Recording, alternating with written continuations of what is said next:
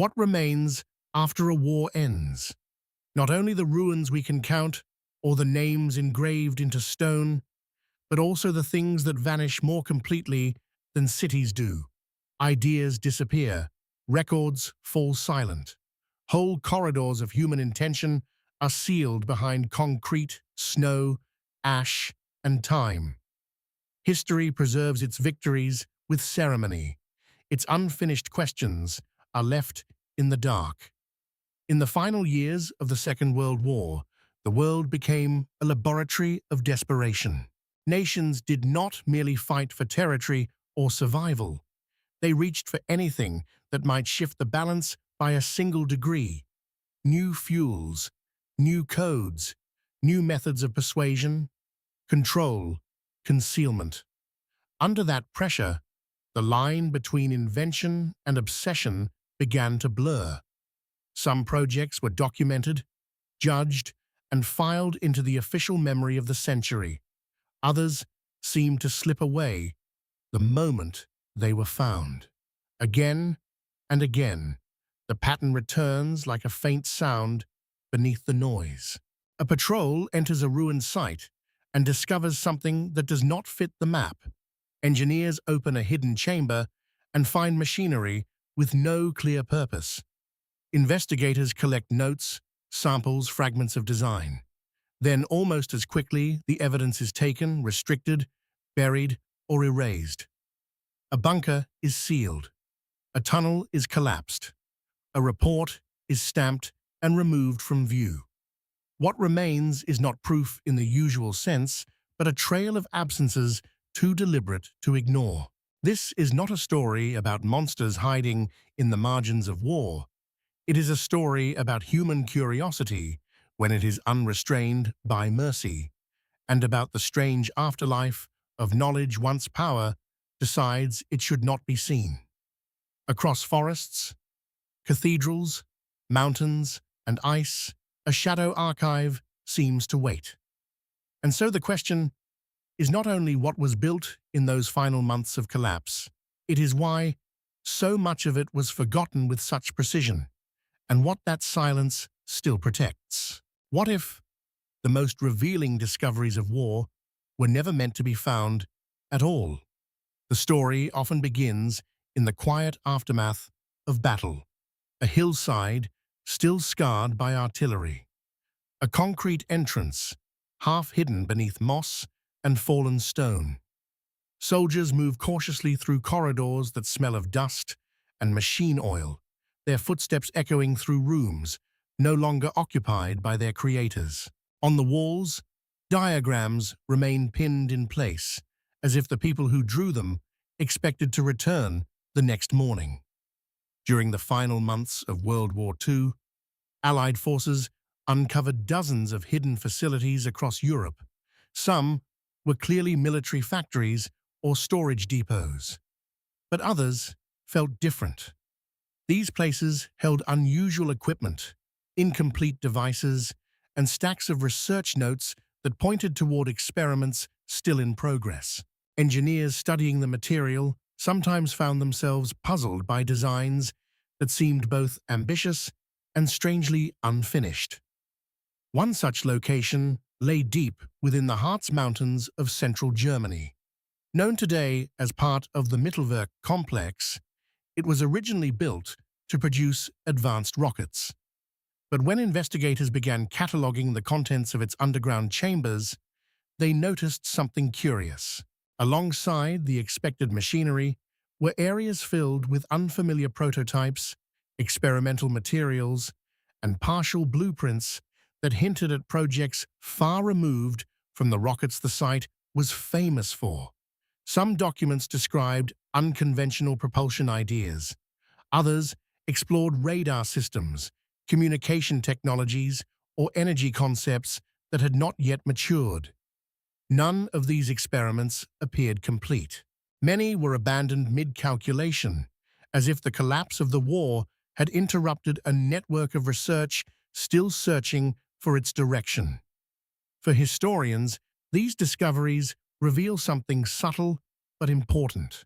War accelerates imagination as much as it accelerates destruction. When survival feels uncertain, nations explore possibilities they might never pursue in peaceful years. Yet one mystery lingers. Among the thousands of pages recovered from underground laboratories, some files seem to vanish from public archives soon after they were catalogued. The official explanation was simple: classification, consolidation, or loss during chaotic post-war years. But sometimes, absence invites its own question, not what we discovered underground, but what knowledge quietly continued its journey elsewhere. What do you call a machine that keeps working after the people who built it are gone? In the autumn of 1944, deep in a forest near the shifting borderlands of occupied Poland, villagers began describing a strange sensation beneath their feet. It came at dusk, a faint trembling in the soil, a low, mechanical pulse that did not sound like artillery, rail traffic, or weather. It was as if the ground itself had developed a heartbeat. A Soviet reconnaissance team was sent to investigate. What they found was not a camp or a depot, but a perimeter already half swallowed by roots and frost. Mines lay buried in the earth. Watchposts had collapsed inward, and beneath a skin of dirt and fallen leaves, there emerged the curve of a steel dome, warm to the touch despite the cold season closing around it. Inside was a chamber lined with metal, copper, and shielding too deliberate to be accidental. At its center stood a cylindrical core fixed into the bedrock, humming with a steady vibration. There were signs of heat, traces of uranium, residues that suggested some kind of experimental reactor. Yet it did not resemble the nuclear programs historians usually discuss when they map the science of the war. This design seemed stranger, less like a power source in the ordinary sense, and more like an engine meant to alter its environment. Then came the silence that follows so many of these discoveries. The site was locked down. Photographs disappeared. The unit was reassigned. Later maps labeled the forest hazardous and closed the region to outsiders. Decades passed, but reports persisted of unusual warmth in the same patch of land, as though something below had never fully gone dark. Perhaps that is what unsettles us most. Not simply the possibility that an unknown machine once existed, but that it may have continued its work in secret, long after the war had ended. Because history is easier to bear when we imagine its mechanisms stopped turning, harder when we suspect they were only hidden beneath the trees. What if the most powerful ideas of a war never appeared on a battlefield? In the closing months of the conflict, Allied intelligence units began searching not only for weapons, but for mines. Laboratories were emptied almost overnight, universities fell silent, and scattered across Germany were scientists whose research had quietly shaped the technological future of the 20th century. One of the most famous discoveries occurred in the quiet town of Peenemünde on the Baltic coast. There, among the dunes and pine forests, engineers had built a center devoted to experimental rocketry. The V-2 rocket that emerged from this work would become the first human-made object to reach the edge of space. Yet even within this celebrated program, investigators found projects that seemed to point towards stranger ambitions. Drawings surfaced of vehicles designed to move beyond the atmosphere entirely. Some sketches imagined aircraft shaped like discs or wings without bodies, capable of extraordinary speed and altitude. Others explored propulsion systems that relied less on traditional fuel and more on unfamiliar energy principles still poorly understood at the time. Were these realistic machines? Perhaps not. War encourages bold thinking, but also speculation. Many of these ideas likely lived only on paper part of a generation of engineers imagining what might be possible once technology caught up with imagination. Still, the aftermath of the war tells its own story. Many of the scientists behind these projects did not vanish into obscurity.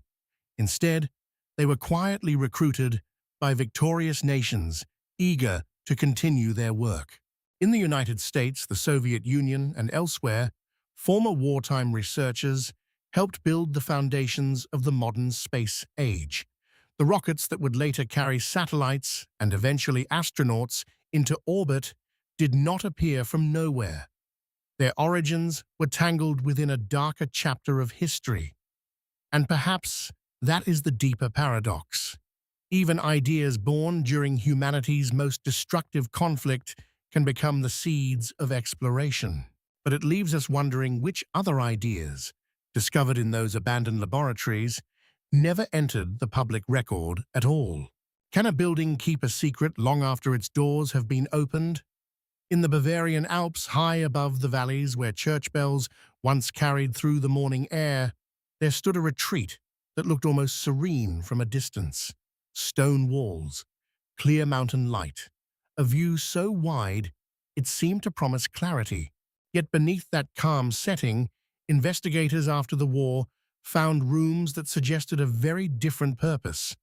Archives, communications equipment, private studies, and the traces of plans never fully explained. The site was one of several mountain strongholds associated with the Nazi leadership, places designed not only for safety, but for seclusion. Here, decision-makers could step away from the chaos below and imagine they were shaping history from above it. In such places, fantasy and policy often met. The higher the elevation, the easier it may have seemed to confuse vision with destiny. When Allied teams entered these compounds, they were looking for documents, codes, and evidence of where the regime's final commands had originated. They found the ordinary machinery of power, files, maps, transmissions, secure rooms, but also hints of stranger preoccupations. Reports described interest in long-range weapons, protected alpine redoubts, and hidden chains of command that might outlast military defeat. Some of these plans were practical. Others bordered on myth, sustained by fear, rumor, and the psychological fog of a collapsing empire. This is how hidden projects often survive, not as complete machines, but as atmospheres.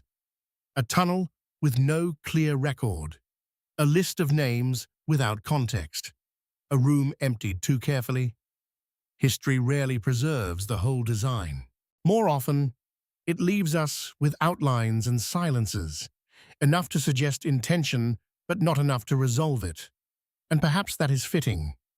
Power frequently depends on controlling what can be seen, what can be proven, and what will later be dismissed as exaggeration.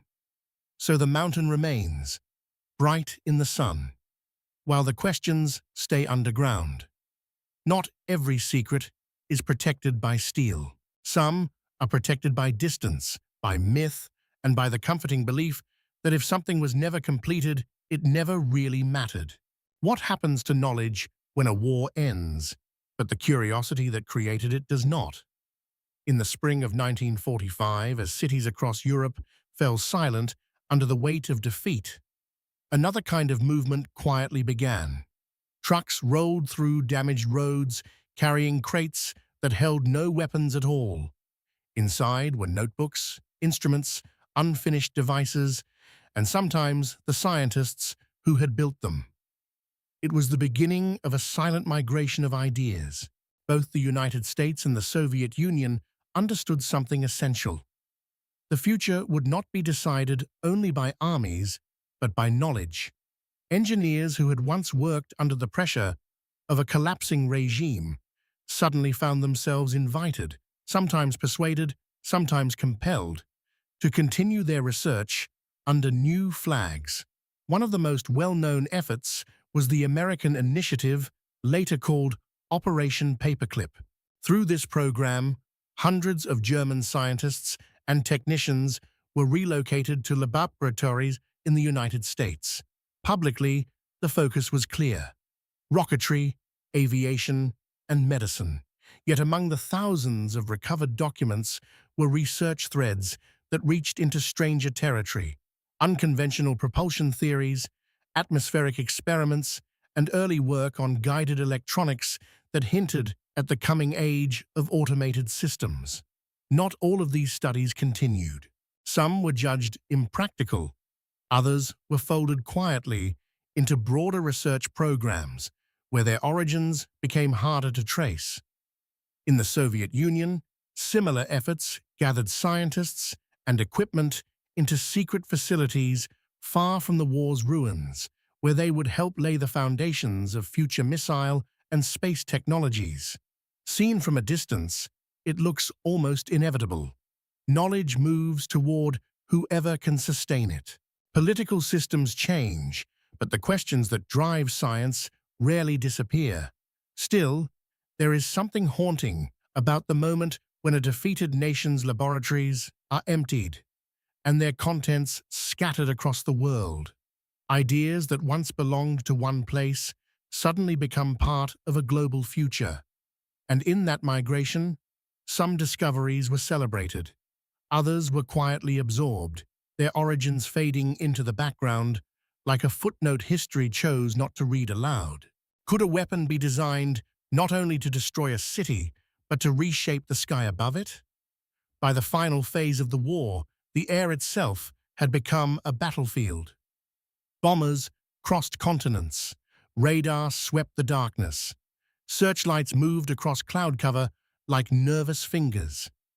In that atmosphere, scientists were not only trying to strike the enemy, they were trying to master distance, weather, and invisibility. Among the strangest projects recovered after the war were experiments aimed at influencing the atmosphere through chemical release, high-altitude observation, and advanced detection systems. Some were practical attempts to improve bombing accuracy or disrupt enemy communications. Others seemed to reach further, toward the dream of controlling the conditions in which war was fought. Investigators found references to devices meant to interfere with radar, to confuse pilots, or to create false signals in the sky. There were studies of long-range acoustic effects, electromagnetic shielding, and materials designed to reduce visibility from above. Much of this research never reached a decisive conclusion, but its logic was unmistakable. If you could alter what the enemy saw, heard, or measured, then you could alter reality itself. This is one of war's most unsettling lessons. Technology does not only amplify force, it changes perception. A hidden aircraft, a distorted signal, a deceptive echo on a screen. These can be as powerful as explosives. Modern conflict increasingly depends on uncertainty, on the ability to make one side doubt what is real. From our distance, these unfinished wartime experiments feel like early drafts of the world that followed. Electronic warfare, stealth, remote sensing. The invisible architecture of modern defense was already beginning to take shape in scattered wartime laboratories. And yet there is a melancholy in those fragments. They reveal human brilliance pointed toward concealment, not understanding, toward domination, not wonder. Perhaps that is why the surviving documents feel less like triumph than warning. The sky can hold many things: light, weather, memory, hope. Once we learn to manipulate what others perceive within it, the question is no longer what we can build. It is what kind of world such knowledge quietly prepares us to inhabit. What if the most ambitious laboratories of the war were hidden not beneath cities, but inside mountains? Across Central Europe, enormous construction projects began during the later years of the conflict.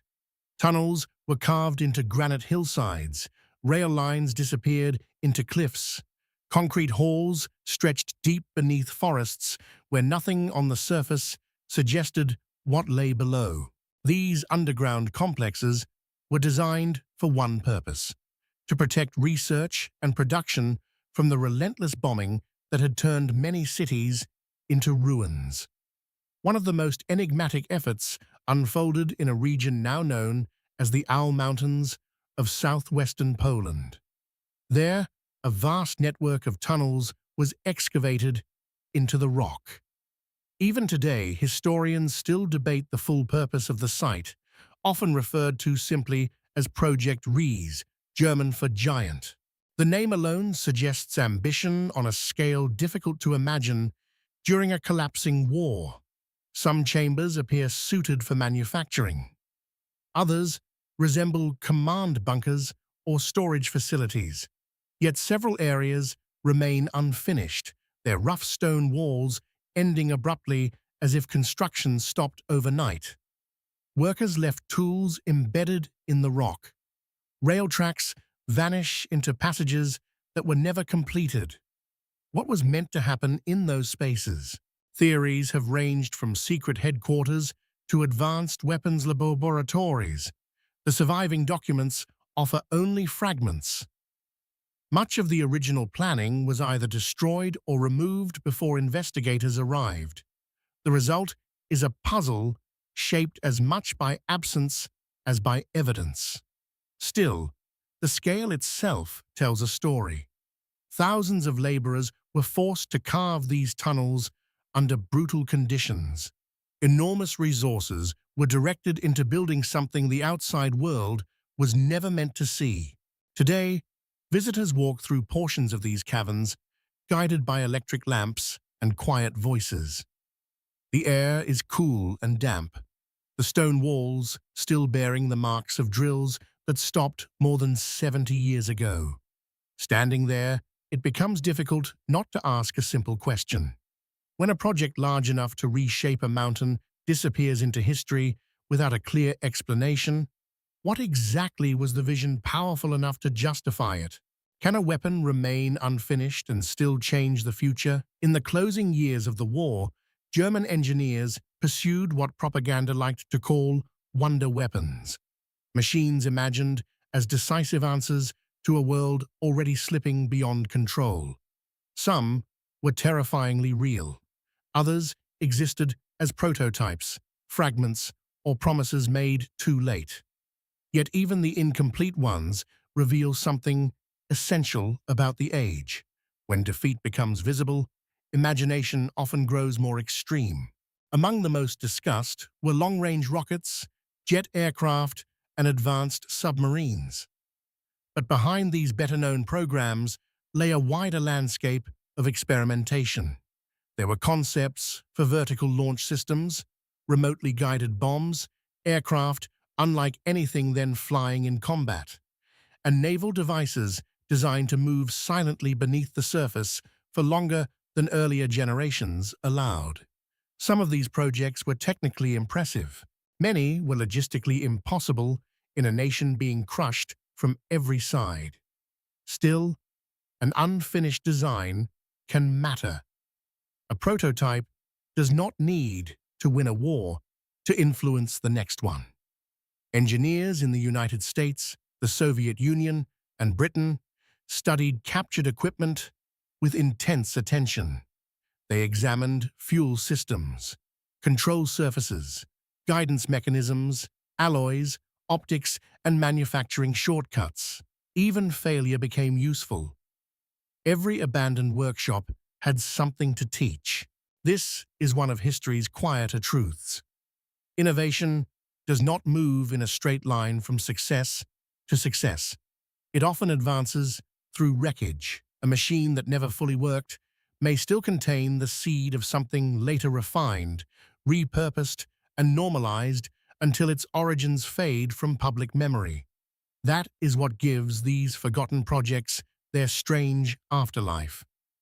They belong partly to the past, and partly to the world they helped build without ever receiving credit.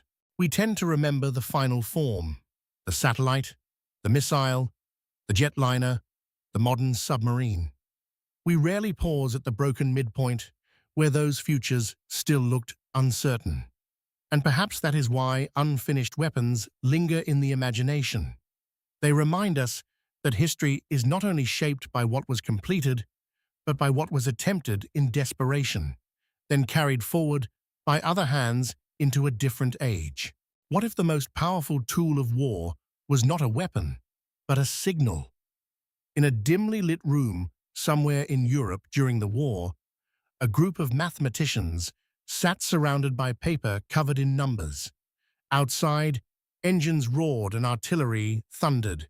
But inside that quiet room, the battle took a different form. The enemy was not a soldier or a machine. It was a pattern hidden inside messages traveling through the air. Radio communication had transformed warfare. Orders could cross continents in seconds. Fleets could be guided across oceans. Armies could coordinate movements with a precision that earlier generations could barely imagine. But every signal carried risk. If the code could be understood, the message and the strategy behind it would be exposed. Throughout the conflict, entire teams of analysts worked to break the encrypted systems that protected these communications. Their work was slow, patient, and often invisible. Long hours were spent examining tiny irregularities in coded transmissions, searching for repetition where randomness was supposed to exist. One of the most famous efforts took place at Bletchley Park in England. There, mathematicians and engineers developed early computational machines capable of testing enormous numbers of code combinations at remarkable speed. The goal was simple in theory: transform chaos into meaning. The success of these efforts changed the course of the war in ways that were never publicly discussed for decades. Convoys avoided ambush. Air defenses prepared for attacks that had not yet arrived. Battles unfolded differently because somewhere, quietly, a signal had been understood. Yet the deeper legacy lies elsewhere. The machines built to solve these wartime codes became ancestors of modern computing. The logic that once deciphered secret messages would later power the digital world itself. It is a quiet irony. Systems designed to reveal hidden information eventually reshaped how all information moves, and it leaves us with a reflection that reaches far beyond the war. Every signal we send, every message, every data stream exists within a delicate balance between privacy and understanding. The question that once faced wartime cryptographers still echoes today: who is listening, and what patterns might they see in the noise? What if the final hiding place of a war was not a bunker, but a landscape so remote it could swallow memory itself? As the Third Reich collapsed, rumors multiplied at the edges of the map. They spoke of convoys heading south, of crates loaded in darkness, of aircraft and submarines moving toward regions where the war seemed to dissolve into ice, distance, and silence. Antarctica entered the imagination, not simply as a place, but as a symbol, a blank space onto which fear, fantasy, and unfinished history could be projected. There had been a real German expedition to the Antarctic before the war, part scientific mission, part display of national ambition. Decades later, that fact would help fuel speculation that hidden installations or escape routes had been established far from Europe's ruins. Most historians treat such claims with deep caution, and rightly so. Evidence remains fragmentary, often distorted by post-war myth-making and popular fascination with the exotic. Yet the endurance of these stories tells us something important. When history contains missing documents, vanished cargo, and officials who disappear into new identities, the imagination rushes in to complete the pattern. A secret base in the ice becomes a way of naming a broader unease, the sense that some chapters of the war were not fully closed, only relocated beyond sight. That is why these polar legends still breathe in documentaries, books, and whispered speculation. They are less about geography than about the human difficulty of accepting incompletion. We want every archive opened, every plan accounted for, every ending made clean. But history is rarely that generous. The ice teaches a different lesson. It preserves and erases at the same time. It can hold traces for centuries, then bury them beneath motion so slow it feels eternal. So whether those southern rumors conceal fact, exaggeration, or only metaphor, they point toward a truth larger than themselves. Some histories are not lost because no one searched for them. They are lost because the world is vast. Human ambition is slippery, and memory has always struggled to keep pace with what power tries to hide. What if the true legacy of secret wartime projects is not the machines themselves, but the questions they left behind? In archives across Europe and North America, historians still open boxes that have not been touched for decades. Inside are faded blueprints, brittle photographs, fragments of correspondence written in hurried pencil. The documents rarely reveal dramatic secrets. More often, they offer glimpses of ordinary people trying to solve extraordinary problems under impossible pressure. A physicist calculating energy flows late at night. An engineer adjusting a design that might never be built. A technician recording measurements that seemed important in the moment, but whose purpose has since faded. These small traces remind us that even the most mysterious programs were shaped by human hands, curious, anxious, hopeful, and sometimes afraid. As the years passed after the war, many of these records were reorganized, translated, or quietly absorbed into larger scientific efforts. Some discoveries became public knowledge. Others blended into fields like aerospace, engineering, nuclear research, and computing, their wartime origins mentioned only in passing. What remains today is less a catalogue of hidden machines and more a landscape of incomplete stories. Each abandoned tunnel, each classified report, each unfinished experiment points to the same realization. Knowledge rarely arrives fully formed. It grows through uncertainty, through attempts that fail as often as they succeed. Looking back, it becomes easier to see the people behind the projects, not only the leaders who demanded results, but the scientists and workers who struggled to understand forces that were still largely unknown. Their work unfolded in a world defined by urgency and fear, yet it also reflected a deeper human instinct, the desire to explore what might be possible. Perhaps that is the quiet paradox of these forgotten efforts. Even within a destructive conflict, the drive to discover never fully disappears. And that leaves us with a reflective thought. When history uncovers fragments of lost research, it is not only revealing the past, it is also reminding us how curiosity, once awakened, rarely vanishes completely. What do ruins ask of the living? By the time the war ended, many of its most secret places had already begun to decay. Moisture entered the tunnels, paper yellowed in locked rooms, metal corroded in chambers built to outlast bombings, but not decades. Forests crept back over roads laid down for military urgency. Snow covered entrances. Rivers changed course.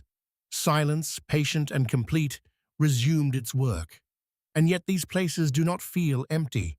Walk through a bunker, a launch site, or an underground corridor today, and what remains is not only evidence of engineering, it is a record of intention. Every poured wall, every ventilation shaft, every hidden rail line reflects a belief that history could still be controlled if only enough effort, secrecy, and force were applied. That belief did not survive the century intact. The regimes that built such places fell. The projects were interrupted, captured, repurposed, or abandoned. But the mindset behind them, the conviction that technology can master uncertainty, that knowledge can be separated from ethics, that secrecy can preserve power, did not vanish with the rubble. In that sense, these sites are not only historical remains, they are mirrors. This may be why forgotten wartime projects continue to fascinate us. We are not merely searching for lost machines or hidden documents. We are trying to understand how intelligence and blindness can coexist in the same era, sometimes in the same room. How a species capable of extraordinary invention can direct that brilliance toward devastation, then spend generations sifting through the fragments, looking for meaning. Perhaps the ruins endure because they slow us down. They resist simple triumph. They ask us to stand still in places where urgency once ruled and consider what was being pursued there and at what cost. In the end, the most haunting discovery may not be a secret weapon or buried archive. It may be the recognition that every age builds its own hidden projects, and every future must eventually decide what to remember, what to recover, and what should never be repeated. So where does this journey leave us? With certainty or with better questions? We began among ruins, following traces of forgotten wartime projects through tunnels, laboratories, mountain strongholds, coded signals, and frozen myths at the edge of the world. Some of what we encountered was firmly grounded in history. Some lived in the borderland between documented fact and enduring speculation. But taken together, these stories reveal something larger than any single machine or hidden site. They show us a century straining at the limits of knowledge. Under the pressure of war, science moved with frightening speed. Ideas that might have taken generations in peacetime were forced forward in a matter of months. In that acceleration, humanity revealed both its brilliance and its fragility. We learned how deeply curiosity can serve creation, and how easily it can be bent toward destruction. Yet the most lasting mystery is not whether every rumored device truly existed, or whether every lost chamber will someday be found.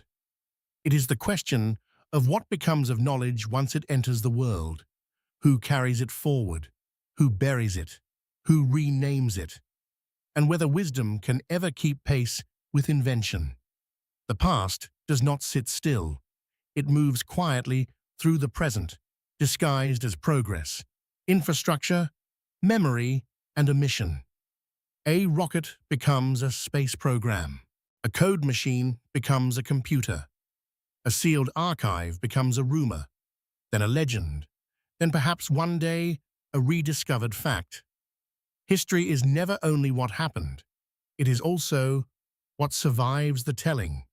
That may be why these forgotten projects continue to hold us, not because they promise easy revelation, but because they remind us how incomplete every human record is. Behind every document lies a silence. Behind every silence, a choice. And so the final question is not only what was hidden in the last shadows of the war, it is what our own age is building now, out of sight, in the name of necessity, fear, or progress, and what future generations will make of the traces we leave behind.